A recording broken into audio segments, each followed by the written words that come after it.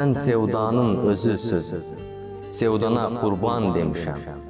Görüşün yüz aydınlatır, kəramət sübhan demişəm. Kiprik qırpmadan verərəm, gereksə canımı sənə. Özüm sənə kurban edim, verərsən fərman demişəm. Seninle sonlansa ömrüm dört duvarın arasında. O mahpus cennet misali, etmərəm ziyan demişəm. Derdin ızdırap çekilmez, alem kaçarsa şerrinden, benim fasli baharımsan, görüşün derman demişem. Seni yakacaksa bu aşk, koy da mən yanım uğrunda, ikimizin de yerine, öz cevlime yan demişem.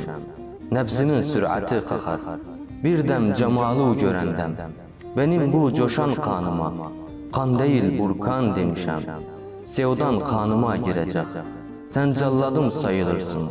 Sorarsan hardan bu elim, olup da ayan demişler.